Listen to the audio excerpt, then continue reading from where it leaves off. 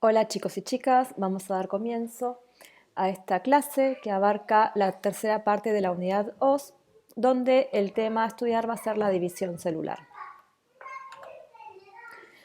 Todas las células que forman nuestro cuerpo y a cualquier ser vivo, en algún momento decide o necesita dividirse. Dividirse significa generar nuevas células hijas, lo que llamamos la reproducción o división celular. Así como existen dos tipos de células, existen también dos tipos de divisiones. Cuando hablamos de tipos de células, decimos que existen las células sexuales, que en el caso de la especie humana son los óvulos, que sería la célula sexual femenina, y los espermatozoides, la célula sexual masculina, ¿sí?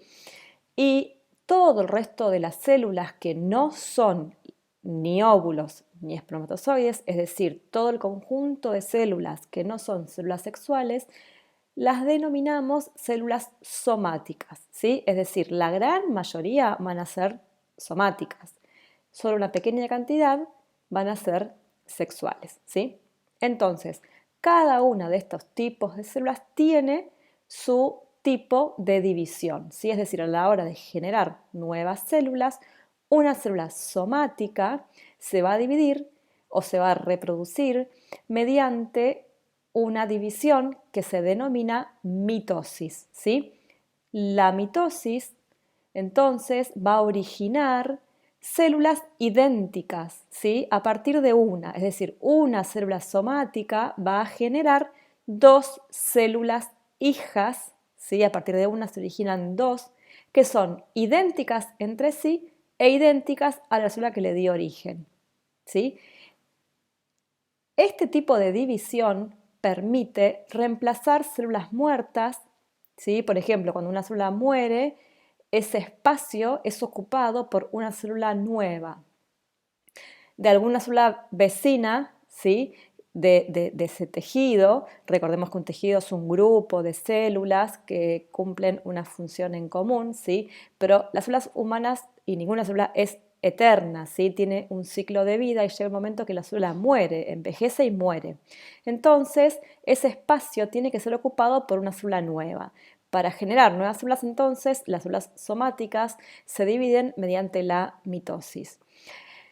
Y también el individuo tiene que crecer, sobre todo en los primeros años, si hablamos de la especie humana. Entonces, para poder crecer necesitamos agregar masa, ¿sí? Agregar más cantidad de piel, de músculo, de huesos. Y esa mayor cantidad se genera gracias a que hay mayor cantidad de células, ¿sí? Entonces, si yo quiero más células, todas iguales entre sí, por ejemplo, quiero que un hueso sea grande, voy a tener que o voy a necesitar que las células se dividan por mitosis y que a partir de una se generen dos. Ahí ya tengo el doble. Si cada una de estas dos se vuelve a dividir, ahora voy a tener cuatro. Si cada una de estas cuatro se vuelve a dividir, voy a tener ocho. Y así sucesivamente, ¿sí? Entonces, recordemos que la mitosis es el tipo de división celular que sufren las células somáticas, en donde a partir de una célula se originan dos nuevas idénticas entre sí y que cada vez que ocurre esto es para reemplazar células muertas o agregar células nuevas durante el crecimiento de un tejido. El otro tipo de división celular es la meiosis, que como decíamos recién, solamente la llevan a cabo las células sexuales, ¿sí? Es decir, es una célula que va a originar óvulos o espermatozoides.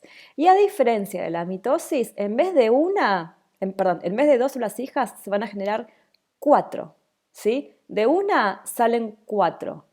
Y cada una de estas cuatro son distintas entre sí y distintas a la célula que le dio origen, ¿sí? Y además, tienen la mitad de los cromosomas.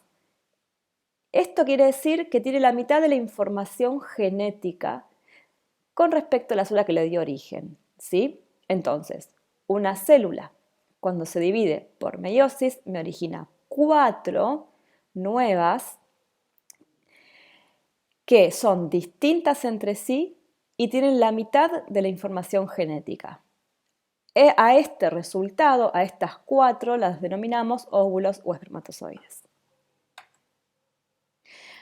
Cuando hablamos de información genética, recordemos que estamos hablando de lo que se encuentra dentro del núcleo de la célula. ¿Sí? Si se acuerdan, la célula tenía como 3 partes fundamentales: la membrana plasmática, el citoplasma y el núcleo. Adentro del núcleo decimos que está el material genético o el ADN.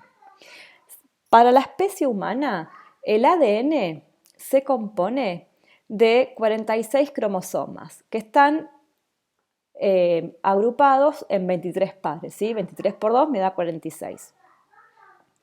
Estos 23 pares de cromosomas, ¿sí?, los podemos explicar de la siguiente forma. Acá yo tengo un par, ¿sí? Un par de los 23 pares. Cada par se compone de 2 cromosomas, obviamente porque es un par, y cada uno de estos cromosomas lo heredamos de un progenitor diferente. Por ejemplo, si yo digo que este es el par número 1, ¿sí?, el par 1 de los 23 pares, me voy a encontrar con un cromosoma que heredé de mi padre y otro cromosoma que heredé de mi madre. Si estos cromosomas tienen el mismo tipo de información, por ejemplo, acá está la información del color de los ojos y acá también. Acá está la información del color del pelo y acá también. Acá está la información de la forma del lóbulo de la oreja y acá también. Entonces digo que son cromosomas homólogos, ¿sí? Son homólogos. ¿Por qué? Porque tienen el mismo tipo de información, lo que no significa que lo que dice acá sea igual a lo que dice acá, porque mi papá puede tener ojos claros y mi mamá puede tener ojos oscuros, ¿sí? Cuando yo digo tipo de información, digo, bueno, acá dice el color de los ojos. Después, ¿qué color es? Eso va a depender del color de cada individuo, ¿sí? Entonces acá tengo un par de cromosomas que tienen la misma información, por lo tanto son cromosomas homólogos. En las mujeres, el par de cromosomas homólogos sexuales está formado por 2 cromosomas X, mientras que en el hombre el par de cromosomas sexuales está conformado por un cromosoma que se denomina X y otro cromosoma que es mucho más chiquitito que se denomina Y. Entonces, si uno pudiera agarrar una célula humana, abrir el núcleo y poder ver toda esa información genética, todo ese ADN, uno observaría algo así, ¿sí? Esta imagen se denomina cariotipo humano. Acá lo que podemos ver son los 46 cromosomas, ¿sí?, que en este caso están ordenados. No es que uno, si pudiese ver el núcleo de una célula humana, vería esto tal cual. Esto está como recortado y pegado de forma tal de formar estos pares, ¿sí? Si uno cuenta cada uno de estos palitos, contaría 46, ¿sí? Y están agrupados entonces en 23 pares. Entonces, cada palito es un cromosoma, cada par es el par de cromosomas homólogos. ¿Por qué eran homólogos? Porque tenían el mismo tipo de información, ¿sí? Si este es el par 1 y acá supongamos que dice el tipo de color de ojos, ¿sí?, y esto lo heredamos de un progenitor, por ejemplo, esto podría haber estado heredado vía materna y acá estaría la información del color de ojos de la vía paterna, ¿sí? Y cada información decimos que es un gen, ¿sí? En total, la especie humana tiene 30.000 genes, ¿sí?, en donde se guarda toda la información que caracteriza a un individuo humano. En este caso, fíjense que están enumerados los pares y llega hasta el 22, mientras que el par 23, que se denomina el par sexual, está formado por 2 cromosomas X. Y acá, en este espacio que dice Y, no hay nada. Entonces yo puedo decir que esto pertenece a la célula, es decir, es todo el material genético de una célula, de un individuo de la especie humana femenino, porque tiene 2 cromosomas X. Mientras que este otro cariotipo ¿sí? También tiene los 22 pares y cuando voy al par 23 veo un cromosoma X y un cromosoma Y. ¿Se acuerdan que habíamos dicho que era mucho más chiquitito el cromosoma Y? Entonces digo que esto es el material genético ordenado, ¿sí?, de un individuo de la especie humana masculino. Bien, todas las células somáticas, ¿sí?, es decir, las que no son sexuales, tienen dos juegos de cromosomas. Así como estábamos viendo recién en esa imagen, había dos cromosomas por cada par, ¿sí? Y eso se denomina diploide y se simboliza como 2N, es decir, hay dos cromosomas de cada tipo.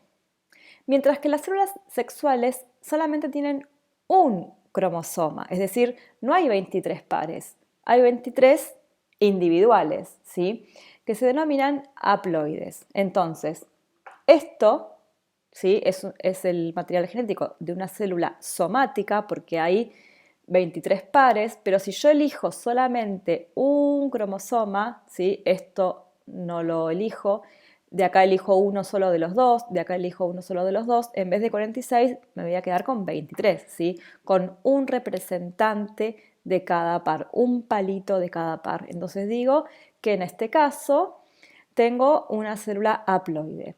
Y las células haploides son las células sexuales, ¿sí? Los óvulos y los espermatozoides, es decir, las células sexuales, son haploides. Tienen solamente un cromosoma de cada juego, ¿sí? Son haploides.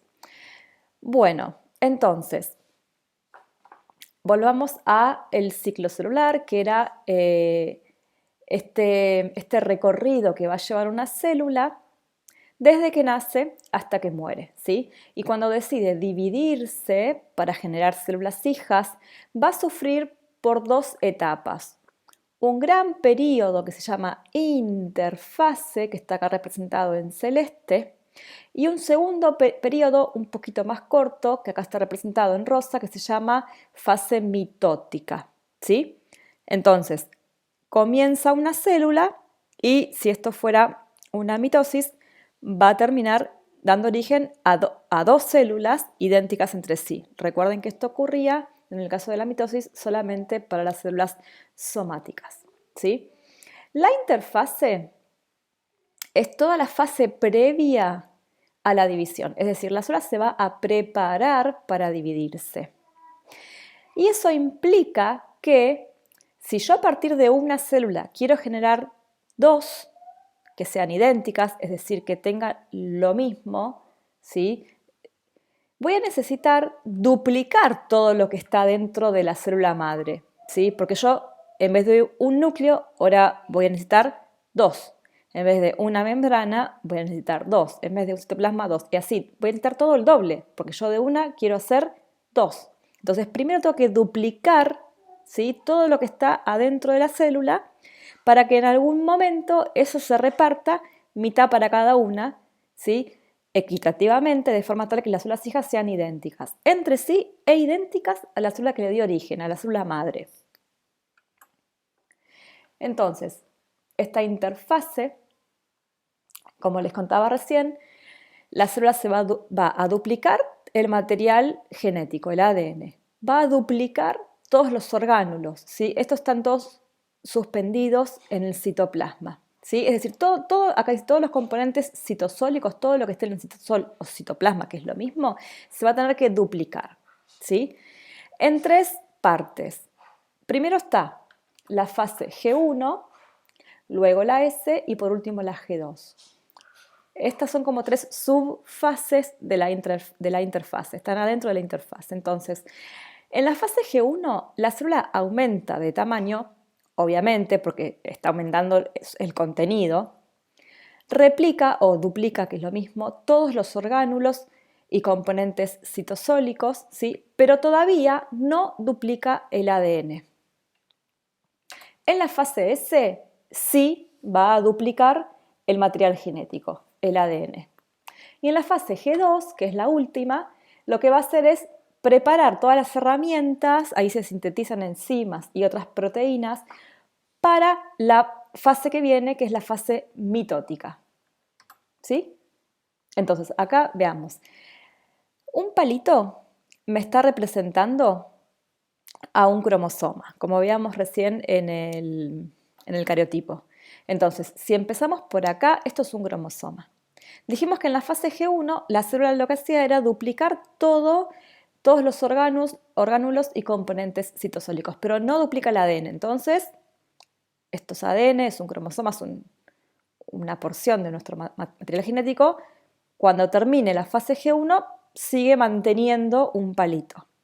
Pero mientras transcurre la fase S, como se duplica el ADN, ahora en vez de un palito hay dos, porque se duplicó. ¿Sí? Ahora tengo el doble.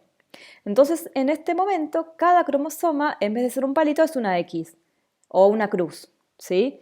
Tiene el doble. ¿Sí? Esto es una réplica, es una fotocopia de este otro palito. Se duplicó de manera idéntica. En la fase G2 dijimos que la célula se va a preparar todas las herramientas, todo lo que le falta para entrar en la mitosis. Esta M es de mitosis. ¿Qué ocurre en la mitosis? Bueno, ahora que tengo el doble, tengo que repartir la mitad para cada una.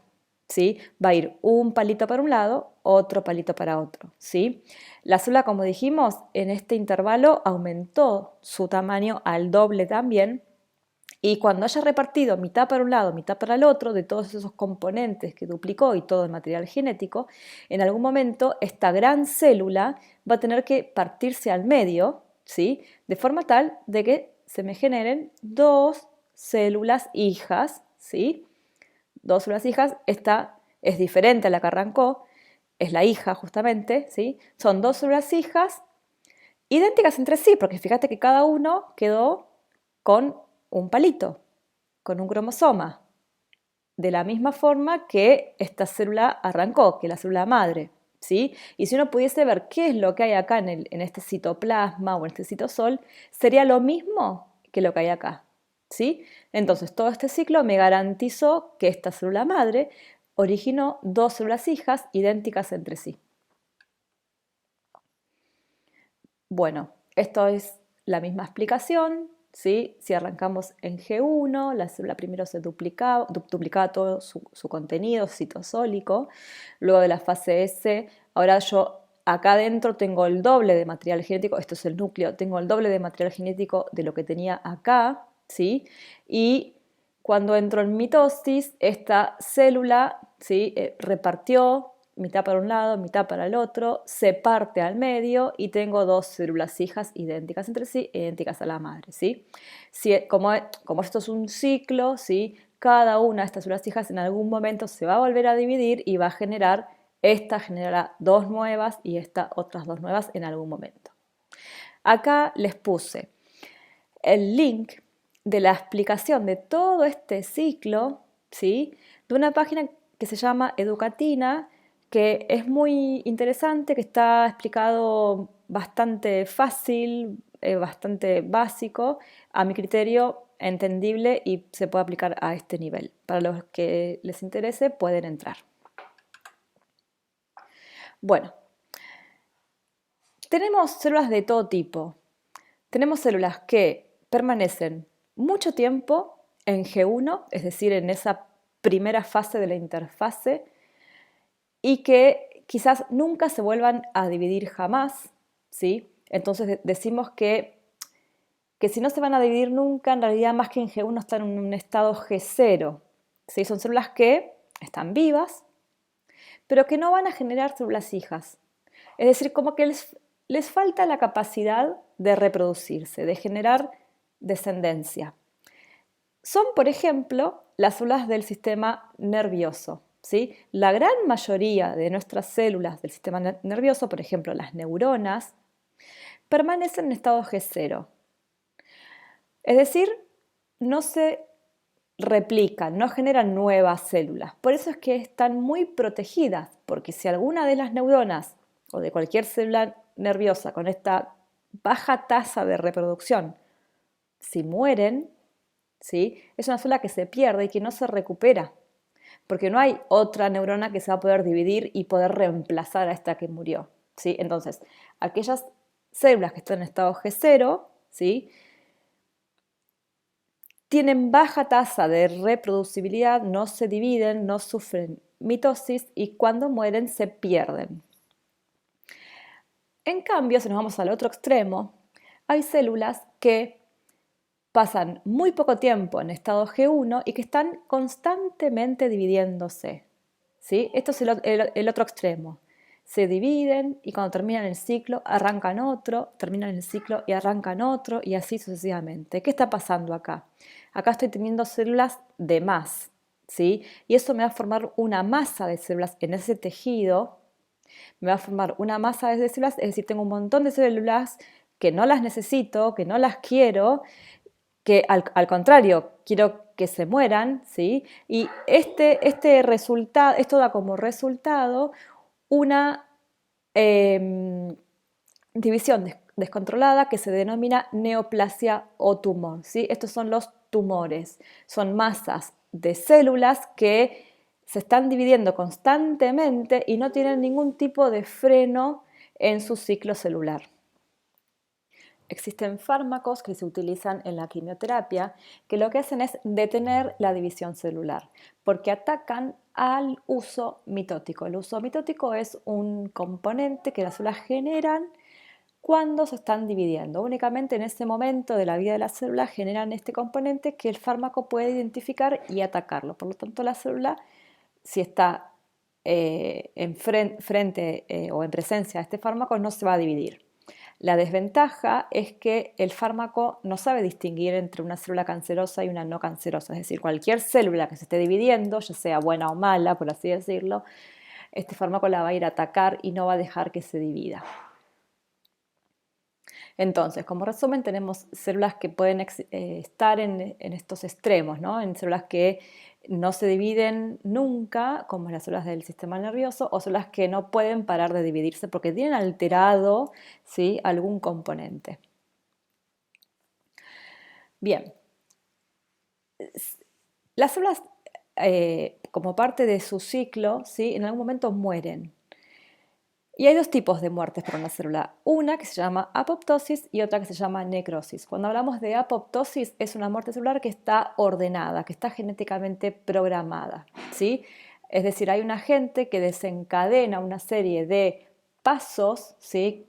Este agente puede venir del interior de la célula o del exterior, ¿sí?, que lo que hace es activar ciertos genes que se denominan de suicidio celular, ¿sí? Cuando estos genes se activan, cuando estos componentes activan a los genes, la misma célula va a producir enzimas que son como pequeñas tijeritas microscópicas que empiezan a dañar a la célula, ¿sí?, de varias formas, desde el ADN hasta el citoplasma. Es como que se va degradando, descomponiendo la célula, ¿sí?, desde adentro, y como resultado de este proceso se encoge como una pasa de uva, se separa de las células vecinas, del tejido del cual forma parte, viene otra célula y la fagocita, ¿sí? Es como que la incorpora en su interior y se la lleva, ¿sí? Entonces, esta es una célula que murió y en este espacio vacío tendrá que ocupar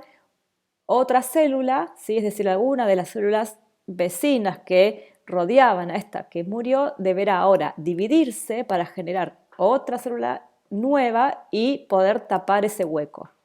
Siempre hablando de un tejido. Esto pasa normalmente porque, como les digo, las células tienen un ciclo, cuando llegan a su fin, mueren. Si la muerte es programada, la llamamos apoptosis. Pero hay veces que la muerte, en cambio, llega a las células de manera patológica, ¿sí? Por ejemplo, por un daño tisular. En este caso, por lo general son un grupo de células, ¿sí?, adyacentes, es decir, son células vecinas que en el sitio de lesión se van a volver tumefactas, estallan, ¿sí?, y vuelcan todo este contenido a su alrededor, al tejido intersticial que las rodea, ¿sí? Y esto va a generar una respuesta inflamatoria. ¿Por qué? Porque todos estos fagocitos, ¿sí?, van a tener que ir al lugar donde estuvo la lesión a tratar de llevarse todos estos componentes celulares que han estallado, ¿sí?, y van a tener que limpiar toda la zona para dejar el campo libre y limpio para que ese tejido se pueda regenerar. Todo eso lleva un tiempo, ¿sí? Pero los primeros sucesos son esta inflamación en el sitio de lesión. Bien, acá dice que hay anormalidades en los genes que regulan el ciclo celular o la apoptosis, se asocian con muchas enfermedades. Por ejemplo, la alteración de genes denominados supresores de tumores, los cuales producen proteínas que normalmente inhiben la división celular, es la causa de ciertos tipos de cáncer. Entonces, como contábamos antes, ¿sí? Algunas células que están siempre dividiéndose y de alguna manera perdieron la regulación del ciclo celular, ¿sí? Porque no hay nada que les diga, bueno, corten acá, paren de dividirse. Nosotros sabemos que en cualquier nivel tenemos que mantener una homeostasis, ¿sí? Un equilibrio, un orden. Entonces, si hay algo que está desfasado es porque la homeostasis se rompió, ¿sí? Y puede pasar que ciertos genes que se encargan o que se denominan supresores de tumores estén alterados, ¿sí? Como es el caso de... Acá, perdón, les dejo un videito para que si quieren ver lo que es la apoptosis, es decir, la muerte celular programada, puedan verlo.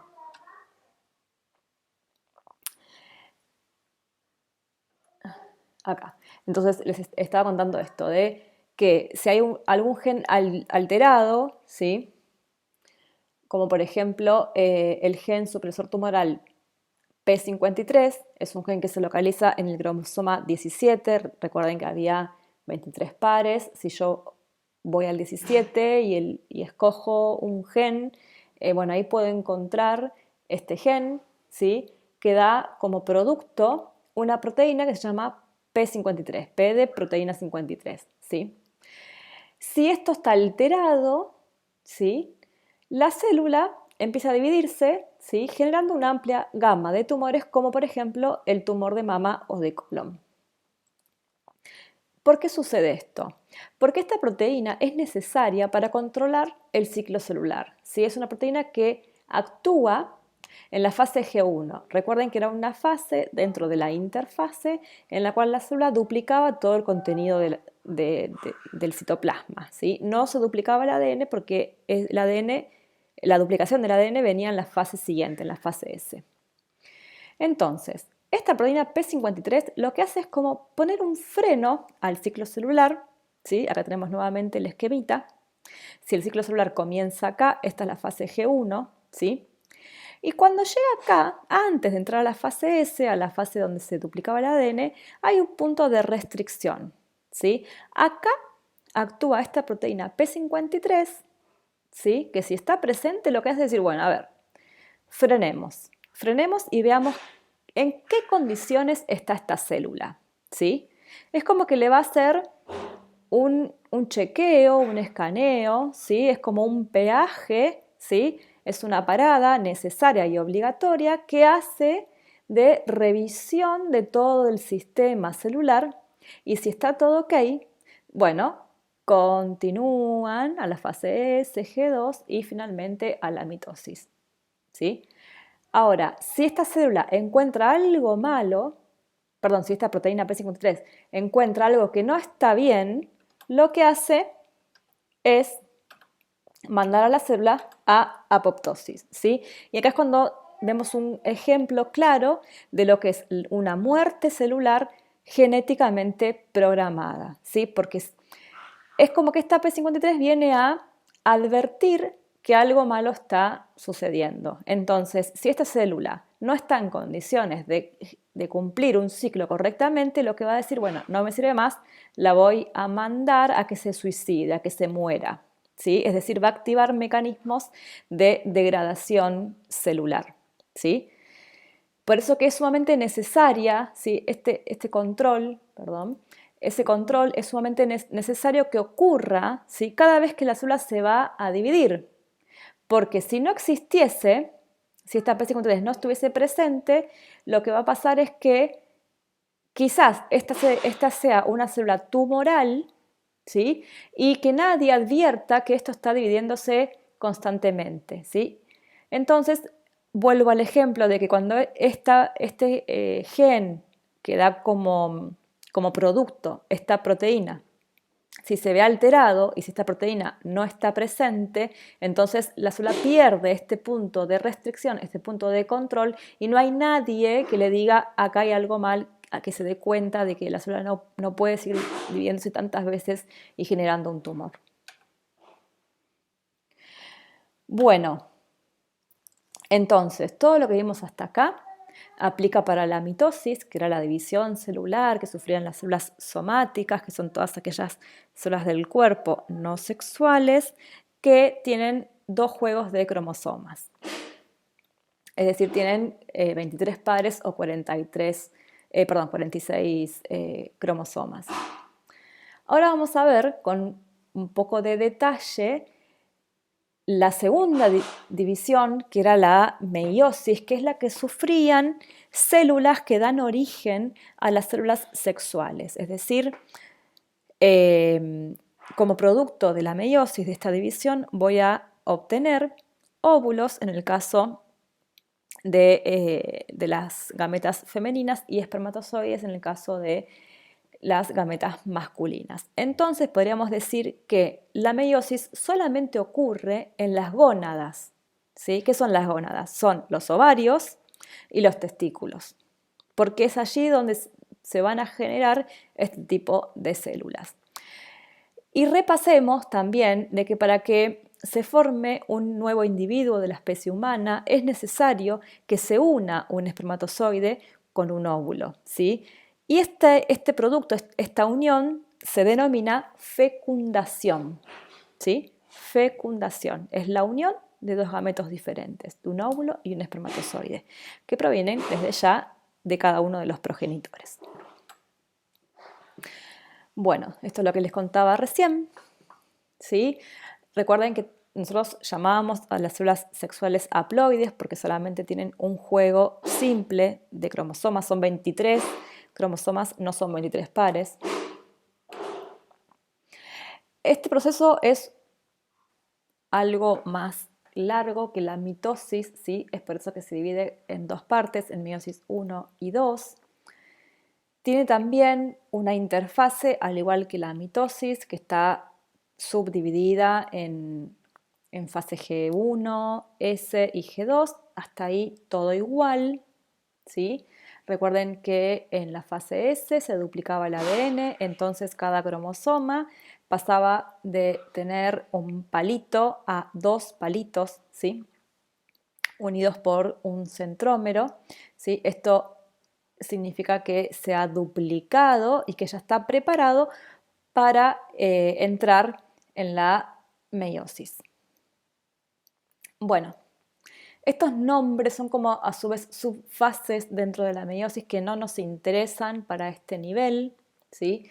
Pero sí quiero hacer hincapié en algo muy importante que ocurre al principio de la meiosis 1, y es que cada cromosoma, ¿sí? Que recordemos está duplicado, lo que hace es como juntarse, ¿sí? Aparearse en cromosomas homólogos. ¿Se acuerdan que los cromosomas homólogos eran aquellos que formaban un par de cromosomas justamente que tenían el mismo tipo de información y que cada componente del par lo habíamos heredado de distintos progenitores? ¿Sí? Supongamos que este rojo lo heredamos de vía materna, este azul de vía paterna, que acá tengo el gen del color de ojos, acá también, y que la diferencia ahora es que como yo estoy en la meiosis y acabo de pasar por la fase S, cada cromosoma no es un palito sino una X,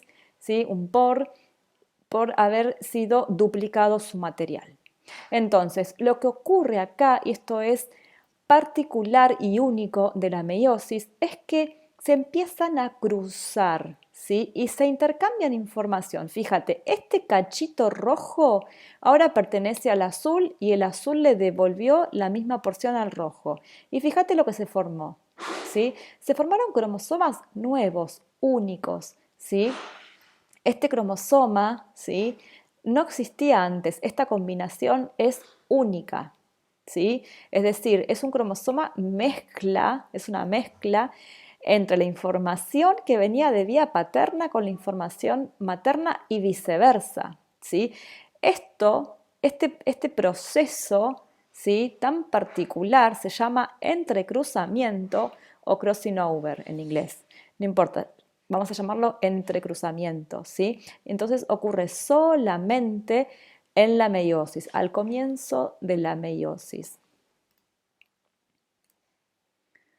Bueno, entonces como consecuencia de este entrecruzamiento, las células resultantes, ¿sí? que van a generarse tras la división meiótica, recuerden que eran 4 células, y que eran todas distintas, ¿sí?